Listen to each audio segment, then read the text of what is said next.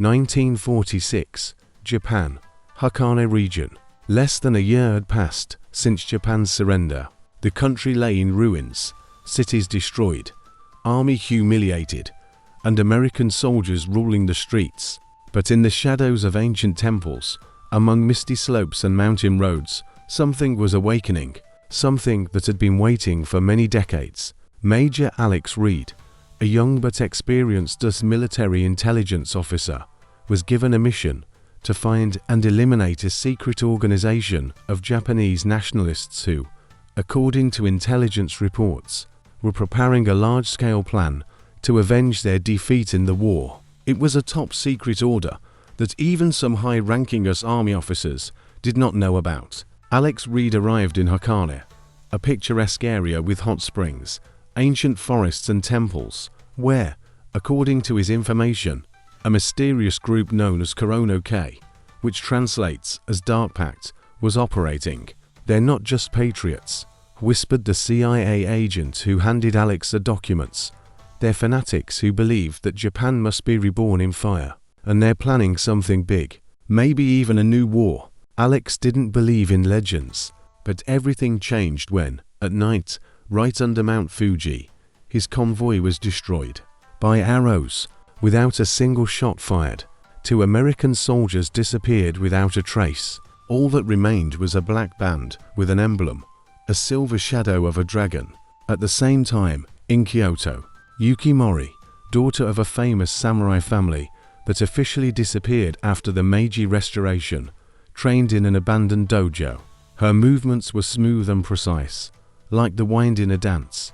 She mastered an ancient style that was no longer taught. Yuki knew that she would soon be called upon, for she was one of the last chosen ones who knew the code of Kuroko-Kei. "The day of vengeance is near," said her mentor, a blind master named Sosei, who had once served in the Imperial Guard. "But remember, Yuki, revenge is a double-edged sword. Sometimes the one who craves it cuts himself first." But Yuki was not afraid of pain. She feared only one thing: that the world would forget who Japan was before its defeat. Tokyo, American headquarters.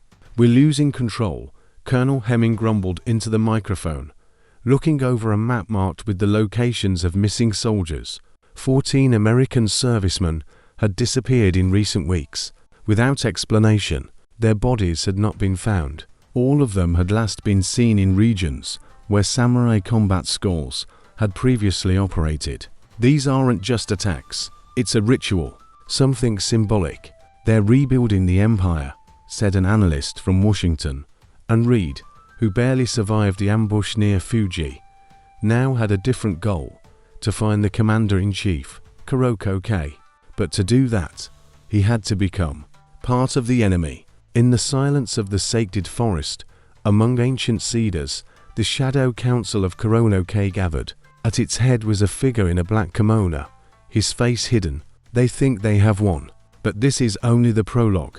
America brought with it not only bombs, it brought the poison of oblivion. "And we are the antidote." Everyone present bowed. One word was uttered: Sokola. It was a code, the name of the mission, an operation that was to change history. And America did not know that the countdown had already begun. Mountains near Nagano, Kuroko-Kei underground temple, darkness, a thick smell of dampness, metal and old incense. Alex Reed slowly opened his eyes. His head ached and his hands were chained to an iron pole in the middle of a cold stone room. He was alive, but why? Yuki was standing in front of him. It was the first time he had seen her so close. Her face was covered with a mask with a black pattern of sokola petals, her eyes like those of a bird of prey.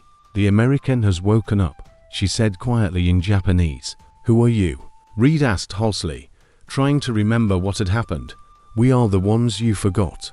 But we remember everything," she replied in English with a slight accent. Alex shuddered when he heard a lock click behind him. Two more people entered: an old man with a scarred face, and a young man with a barely noticeable scar across his cheek. "He's our enemy, and at the same time, he's the key," said the elder. "He was at headquarters in Tokyo. He knows more than he thinks." Yuki leaned closer to him. We are not just a bunch of fanatics, as they would have you believe in Washington. We are the memory of the empire, and we know that you are preparing to destroy the remnants of our culture." Alex remained silent. He sensed that, if he said the wrong thing, his death would be slow. "You call soldiers, bury bodies. What's next? An attack on the base? A new uprising?" Yuki smiled coldly. "Did you think Nagasaki and Hiroshima would have no consequences? Sokola is not war, it is balance. The world will only be restored when evil is answered." Colonel Hemming exploded with rage. Alex had been missing 4 or 5 days. What's more, intelligence had discovered that 3 other officers had disappeared under similar circumstances. The same emblem was always found at the scene, a silver dragon on a black background. "The CIA says it's a cult," said the major from counterintelligence. "But they have structure, hierarchy, discipline. It's an army. Maybe they're planning something for the 15th of August, the anniversary of the surrender," suggested the analyst. The colonel clenched his fists. He knew that, if the public found out that there was an underground organization in Japan capable of eliminating American soldiers, it would be an international scandal. Action had to be taken immediately. Send the Shadow 9 detachments to the Nagano Mountains. No uniforms, no flags, and if you find the base, burn everything to the ground. Alex didn't sleep that night. He heard Yuki practicing with her sword nearby in the courtyard. Her strikes were precise and deadly. She had grown up preparing for this war. He started talking to her, not about the war, but about ordinary things: food, childhood, books, and he was surprised to find that she was listening. Something was changing in her eyes. "You're not like the others," she said one evening. "You have honor, but it will make you vulnerable.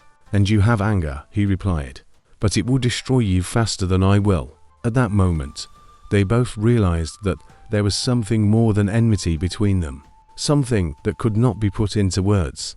But it didn't matter, because Mission Sokola was already underway. Mount Asama. Explosion. A bright light tore through the night. The American unit Shadow 9 stumbled upon one of Kuroko-Kei's hideouts and activated a trap. 8 were killed.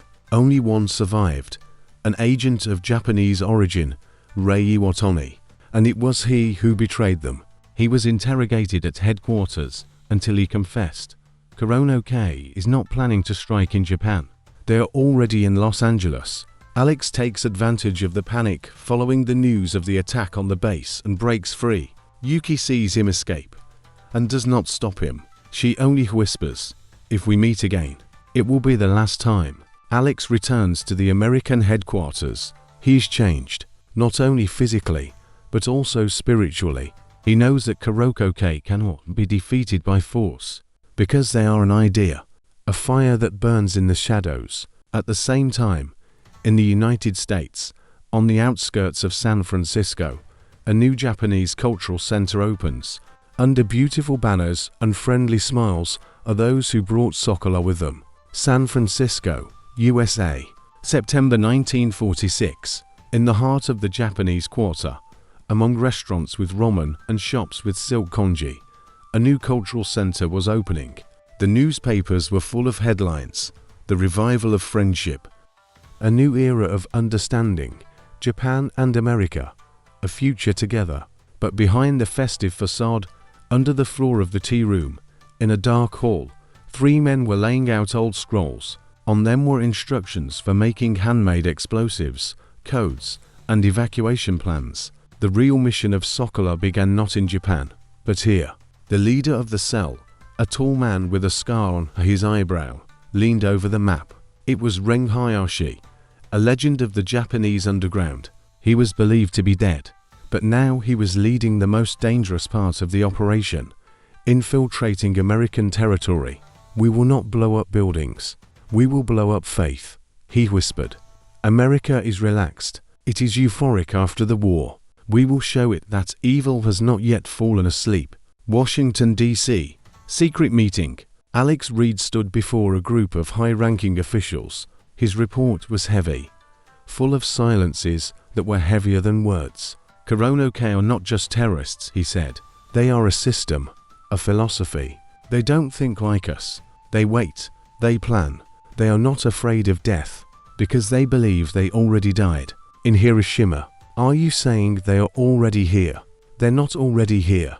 They were here, and now they've woken up. The senators didn't believe it, but the CIA director was grim. He knew that, if Alex was right, conventional methods wouldn't work. Reed, you know their code. You were among them. We want you to go back. But this time, undercover. Yuki looked at the new portrait. A black and white photo. An emotionless face. Caption, Target 1. Alex Reed. Traitor. Eliminate. Her heart ached. She didn't believe that Alex had actually betrayed them. But now everything was clear. His return was a threat to Kuroko-Kei.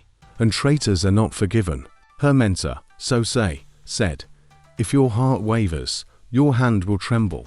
And trembling means death." Yuki nodded. She was going to America, and there she had to make a choice, revenge, or the truth. Under the guise of an ordinary Aikido instructor, Alex enrolled in a new martial arts school in a Japanese neighborhood. Here, he was to find his way into the underground network of Kuroko-Kei.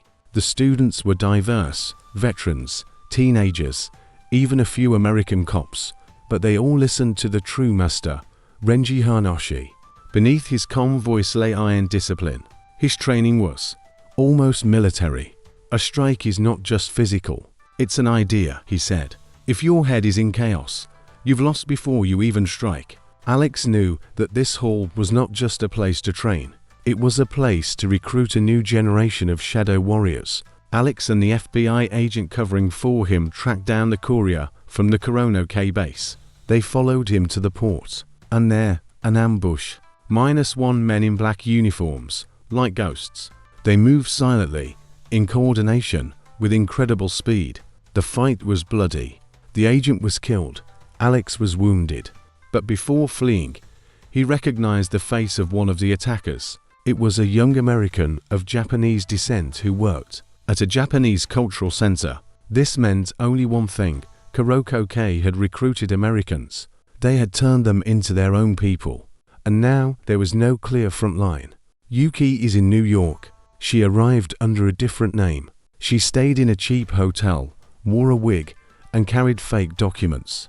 But in her bag was a real dagger, a symbol of her mission. She had been ordered to find Alex, but her heart was silent. She saw in his eyes that he was not lying.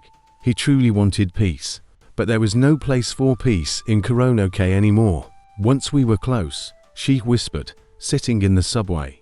But now we are divided by blood. Washington. Presidential meeting.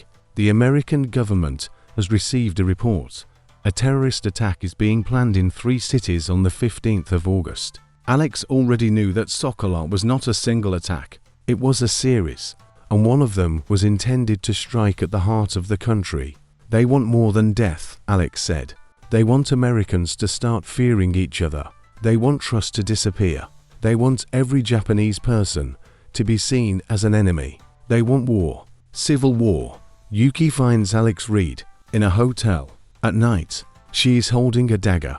He's holding a gun.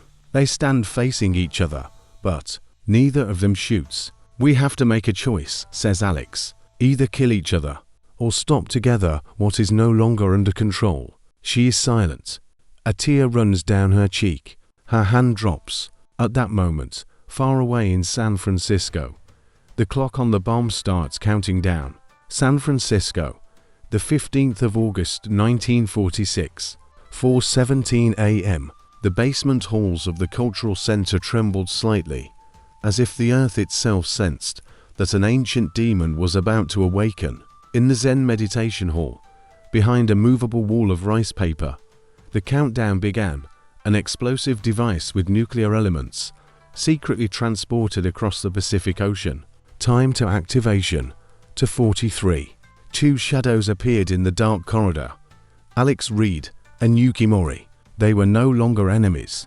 They were the last people capable of stopping the catastrophe. "This way," whispered Yuki. "The launch control panel is behind the tatami wall, but it's guarded by Renji Hayashi himself." Alex gulped. His heart was racing. He knew that today he would either save millions or cause their deaths. 3 hours earlier, Yuki sat in the basement of a New York hotel, holding a dagger, but unable to kill Alex. Her hand was shaking. I've seen death. I knew what revenge meant. But from the moment I saw you shielding a wounded soldier with your own body, I realized you weren't our enemy. And you're not mine either, Alex whispered. We can't avoid war, but we can stop the catastrophe. And they set off together to San Francisco, to where Kuroko-Kei was preparing the climax of its operation. Meanwhile, at FBI headquarters, Agent Reed has disappeared. He seems to have defected to the enemy, reported the communications officer. We have photos of him boarding a plane with a woman, the same one who was at the Kuroko-Kei base in Japan. The FBI director slammed his fist on the table. If he betrayed us, we'll take them both out. But one man in the room remained silent. Agent Ray Iwata, of Japanese descent, who had betrayed Kuroko-Kei in the second part. He knew the truth, but he remained silent, because his conscience had long been torn apart. Alex and Yuki entered the underground through the ventilation system. They were covered by only one agent, an old veteran scout who remained loyal to Alex. His name was Max. You'll have a maximum of 12 minutes, Max said into his earpiece. As soon as the shooting starts, I'll try to hold them off, but don't wait for backup. You're on your own. The meditation room resembled a temple. Reng stood there, wearing a black kimono embroidered with the Kuroko-Kei symbol. Next to him was a small box with a flashing display. You're back, Alex, he said, and you brought the one who was supposed to be our avenger. This attack will kill innocent people. This is not the way of the samurai, Alex exclaimed. Renji shrugged. This is no longer the world of the samurai. This is a world of fire, and we are only its conduits. Suddenly, a fight broke out. Yuki rushed at one of the guards, Alex at Renji. The fight was quick and fierce, sword against pistol, strength against determination. Reng wounded Alex in the shoulder, but Alex gathered his remaining strength and knocked him off his feet. At that moment, Yuki managed to reach the bomb. But, we need the code, she shouted. There's a cipher here. We can't stop it without it. Suddenly, Rei Watani entered the room. I know the code, he said. Yuki froze. You. But you, yes. I was with them. But I saw where it was leading. I saw children dying during training with explosives. That's not the way of a warrior. That's a cult of death. He entered the code. The timer stopped at 0:34. The lights flickered. Silence. But Renji, though wounded, managed to press the button on the remote control, activating another bomb in another part of the city. You won this battle, but not the war. I'm not alone, he croaked and pressed the detonation button on his own vest. Alex rushed forward, but it was too late. The explosion killed Renji, some of the guards, and wounded Yuki. Everything shook. The ceiling collapsed. Alex carried Yuki in his arms through the smoke and fire and managed to get out from under the rubble. Rei Watt surrendered to the FBI, but he testified only on one condition: complete anonymity. He disappeared from the scene. Yuki survived. She was taken to the hospital under guard. She gave testimony that destroyed the remnants of the Kuroko-Kei working in America. Alex submitted his resignation. He no longer wanted to fight. He went to Hokkaido, to the northernmost part of Japan. There he found a small house and silence. A year later, Yuki came to him. She said nothing. She just stood beside him. They were silent, because everything had already been said between them. To be continued. 20 years later, a new group emerges in Vietnam, with the symbol of Kuroko-Kei, and their leader is a boy who was born 9 months after that night in San Francisco. Alex must once again become what he swore he would never be again. Vietnam, 1966. US operational base near Dolit. In the jungles of Vietnam, the war raged with renewed ferocity. It was not only communist forces that were fighting against American soldiers. Recently, mysterious groups dressed in black kimonos and masks had begun attacking American positions with incredible coordination, stealthily, and without firing a single shot. They were called forest spirits. They disappeared without a trace. But military intelligence learned more. On the bodies of the dead attackers, They sometimes found a symbol, a sokolar tree cut in half by a sword. In Washington, they remembered the name they were afraid to say. Kuroko-Kei. Tokyo, 1966. Alex Reed, now grey-haired, lived a secluded life in Hokkaido. He was 52. He had long since retired from business and lived with Yuki, who had lost her sight after the events in San Francisco, but not her strength of spirit. One day, a CIA agent arrived at their house. "Sorry for the intrusion," he said, "but we need you." Alex wanted to refuse, but then he heard the following. A new commander, Kuroko-Kei, has appeared in the jungles of Vietnam. He calls himself the Son of Shadow. He has your features. And Yuki's eyes. Yuki froze when she heard this. "That's impossible. We have evidence," the agent continued. "His name is Kenji. He was born in Japan in 1947. No one knows who his father is, but he knows everything about you." Major Reed. Memories. 1947. Yuki was pregnant in a hospital in Okinawa. Alex didn't know. She decided to leave his life so that the child would not be associated with the war. She gave birth to Kenji in a remote village and left him to be raised by a Buddhist monk. But the child was kidnapped. At the age of 10, he was taken away by unknown men in black.